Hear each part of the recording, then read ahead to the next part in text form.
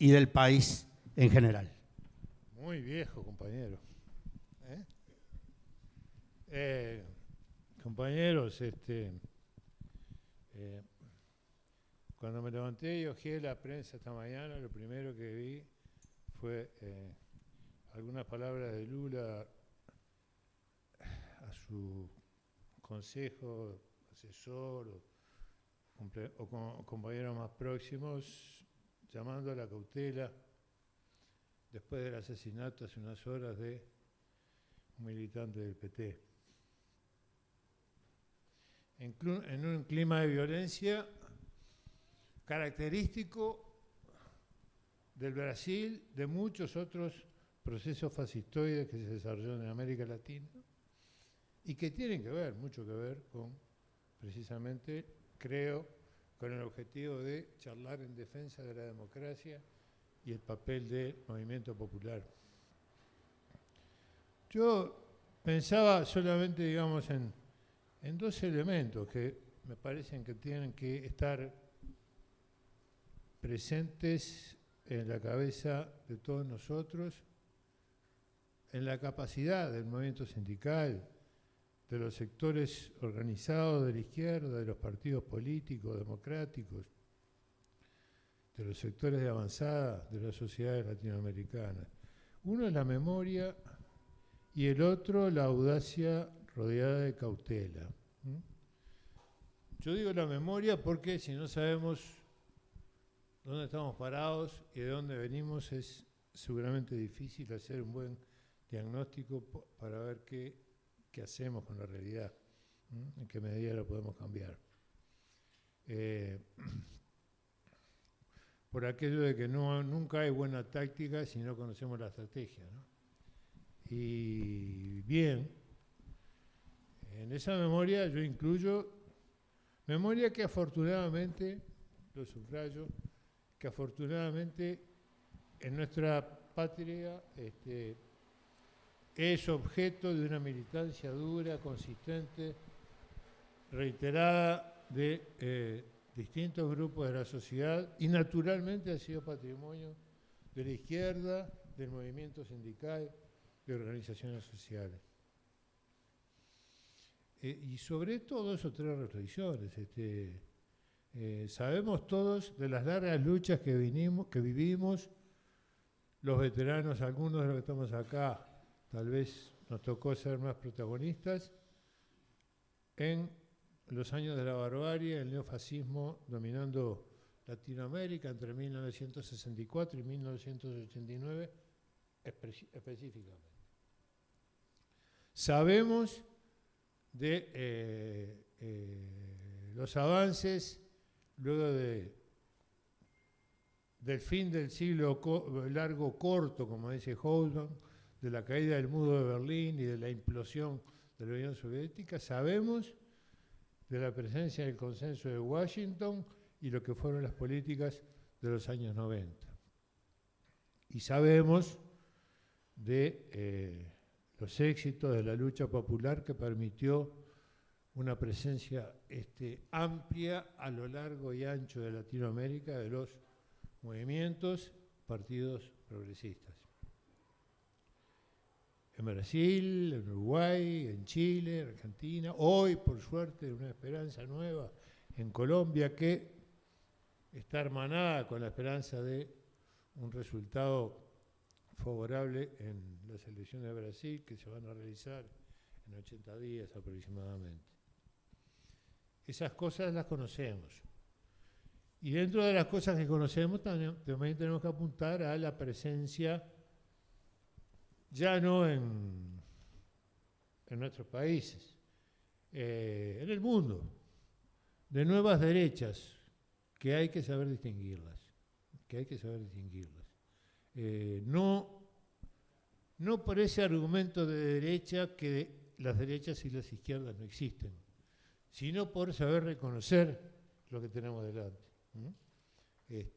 Esas nuevas derechas que son poco amables, que tienen, yo diría, poco pudor, que se expresan como se expresa Bolsonaro y el movimiento que lo acompaña, También, como se pueden expresar algunos intelectuales en Brasil que aparecen menos a la luz pública, como Oliveira de Carvalho, por ejemplo, que se expresan en la actitud de los anarcocapitalistas argentinos liderados por un melenudo payaso hace unos años y un personaje que hoy tiene presencia en la política argentina no menor.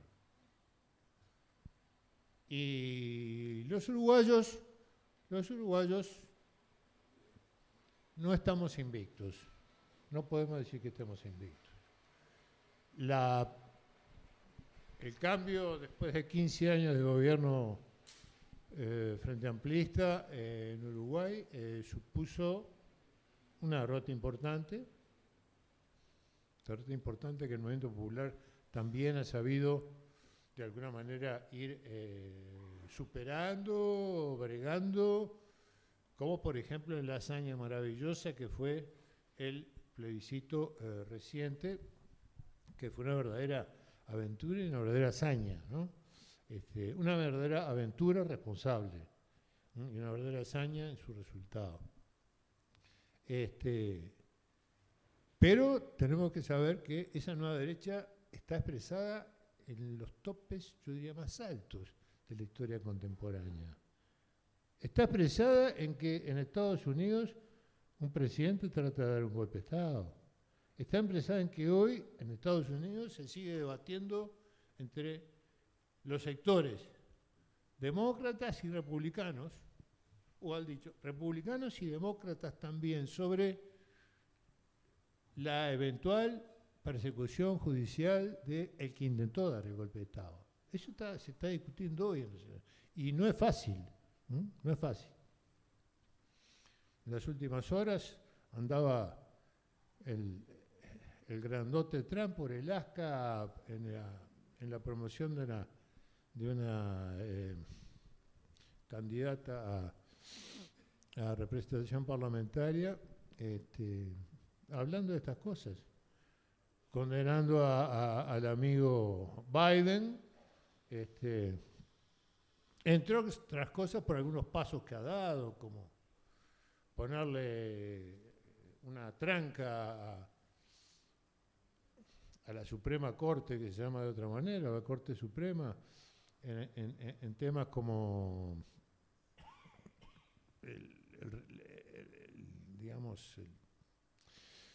el regreso a muchos años pasados, eliminando normas sobre la interrupción voluntaria del aborto, por ejemplo, la interrupción voluntaria del embarazo.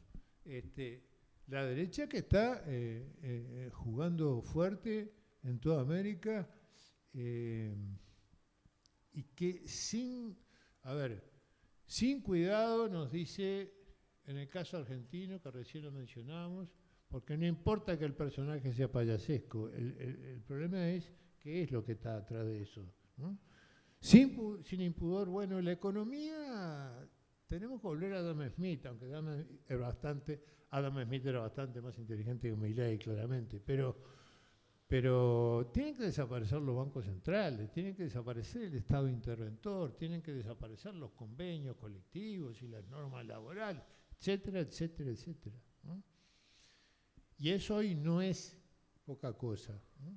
Porque en definitiva, a veces, digamos, en forma grosera o mal vestida, y otras veces con traje de etiqueta, son los mismos conceptos que se están manejando en ámbitos orientales uruguayos, ¿no? Y que se expresan. Los uruguayos a veces somos más lentos para todo, éramos más lentos para jugar al fútbol. Había un viejo chiste de que en Uruguay las cosas pasaban, pero las que pasaban en el mundo, pero pasaban 20 años después. Bueno, algunas se están pasando ahora, ¿no? Y el retorno de los partidos de derecha y de una coalición de derecha al gobierno implicó, entre otras cosas, lo que estamos viendo, ¿no? Un dato solo, 2.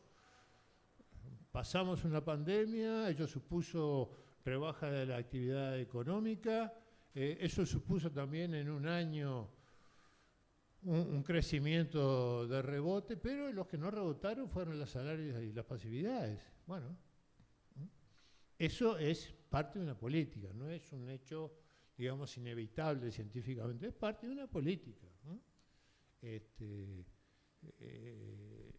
Que contradice hasta, en la forma en que se anuncia, contradice hasta las cosas que dice, por ejemplo, Biden, ¿no? El presidente de la República en Uruguay nos habla de que, bueno, no hay que tocar a determinados sectores porque van a ser, abro comillas, mayadores, es decir, los ciclistas que van a ir adelante del pelotón levantando la economía. Y bueno, parece que incluso está un poco más atrás que las afirmaciones de Biden, porque el presidente de Estados Unidos hace poco decía: la teoría del derrame, de cuando crezca mucho la economía, después va a llover hacia... Esa teoría no funciona. No lo decía Carlos Marx, lo decía Joe Biden. Pero algunos economistas uruguayos no se han dado cuenta todavía, no se informaron. Menciono estas cosas porque tienen que ver con el momento, y que para hablar del papel estratégico del movimiento sindical y popular tenemos que hacer un esfuerzo de tener presente la memoria y la historia de estos últimos años. El otro día, con buenas razones, el Papa hacía una afirmación que a algunos a veces les puede haber resultado exagerada. Dijo: estamos en medio de la Tercera Guerra Mundial. A mí me hacía acordar al enorme Quino, que con su personaje Mafalda, una vez a Mafalda, su hermano, le preguntaba qué es el campo, y Mafalda decía: es una cosa verde que queda lejos. Es decir, ¿no? Bueno, a veces sentimos como que la guerra esta es una cosa horrible, lejos, que queda cerca. En todo caso está en el informativo de las 19 horas todos los días para nosotros. Pero esa guerra está influenciando ya, ¿no?, en el precio de las commodities, de los alimentos, en las necesidades de energía, etc. Es decir, está incidiendo en la vida de nuestros pueblos ya. Es decir, no es un problema de lo que pueda pasar, no es el temor a que aprieten el botón y salga un arma nuclear de destrucción masiva y haga desaparecer una parte del planeta. No, eso es otra historia. Y no estoy hablando de ciencia ficción en esto, para nada. Esa es otra historia, pero la guerra está presente hoy en nuestros problemas y lo va a estar muchísimo más en el tiempo inmediato venidero. Entonces, en esas realidades creo que es tarea fundamental del movimiento popular, del movimiento sindical, de los partidos democráticos, abrir mucho la cabeza para elaborar y para pensar la importancia de algunas alianzas estratégicas en materia latinoamericana, hoy depreciadas o aparentemente depreciadas, como puede ser el Mercosur, el cual podrá merecer muchas discusiones, pero donde está claro que pensar en las aventuras de un país de 3,5 millones de habitantes, ¿no?, que va a ser alianza de libre comercio con China, y que se aísla de Argentina y Brasil, por decir una cosa concreta que nos toca a nosotros, es simplemente la teoría de alguien que lo dice con mala fe, que le anuncia con esnobismo, o que es un irresponsable, ¿no? Yo escuchaba hace muy poco en un informe que nos daba justamente Álvaro Padrón, que anda por ahí, sobre la importancia de que entre los jugadores de peso a nivel mundial debe estar Latinoamérica, y cuanto más unida en algunos temas, mejor para sus pueblos, no mejor para tal o cual gobierno, mejor para sus pueblos. Por eso creo que la memoria, por un lado, la memoria de donde venimos, la memoria de las luchas de la resistencia del pueblo uruguayo, del Brasil, de Argentina, de Chile, frente a las dictaduras fascistas de los años 60, 70 y 80, sí, por un lado. La memoria de que cuando se cayó el muro se decretó por parte de Fukuyama que la historia se había terminado y que vendrían unos años un poco aburridos, en lo único que iba a pasar en el mundo iba a ser buena democracia y buen capitalismo. Bueno, que ha habido capitalismo no hay duda. Que ha habido democracia y paz ya es otro asunto, porque entre el 1 de diciembre, el 1 de enero del 92 y el no sé qué de julio del 2022 no hubo un día de paz en el mundo. Uno. No hubo. ¿No? Y podemos mirar los Balcanes, podemos mirar a Irak, podemos mirar un planeta en el cual la guerra, entre otras cosas, sí, entre otras cosas por esa reflexión muy, muy sencilla, muy racional del Papa, más allá de creencias religiosas, no es lo que está en juego en este momento. No miremos la guerra esta como un asunto entre el lobo y Caperucita Roja. Los buenos están acá y los buenos están. No lo miremos porque no lo entendemos. Pensemos de golpe a ver quiénes son, cuáles son y quiénes son los que salen beneficiados de la guerra, que ese es otro negocio, ¿no? Y a lo mejor el negocio de fabricar armas, ¿no? Industria que sí que tiene una tasa de ganancia que no se ha reducido, ni que se pueda reducir, estén en la base de esa realidad. Por eso la única, quiero que los otros compañeros son los que tienen mayor responsabilidad para el presente y futuro del trabajo que los pueblos latinoamericanos se deben. Solamente insisto tal vez en dos expresiones: memoria y audacia responsable. Y audacia responsable. Es un tiempo en que tal vez hay que pensar en muchas cosas que no pensábamos hasta hace pocos años, ¿no? En materia de políticas económicas, en materia de comercio internacional y también en materia de cómo enfrentar con democracia, con convicción en la gente, los fenómenos bélicos que hoy nos están rodeando y acosando más allá de que no estén pisando nuestro territorio. Las apuestas de los movimientos populares necesariamente en algún lugar, en algún rincón, tienen que ser perseverantemente los de la lucha por la paz. La paz no puede estar ajena de ninguna plataforma, pienso yo, de los partidos democráticos, de la gente democrática y, por supuesto, del movimiento sindical y popular. Bueno, yo por ahora le dejo acá a los otros compañeros. Muchas gracias, Juan Pedro. Ahora le damos la palabra a la compañera Lilian.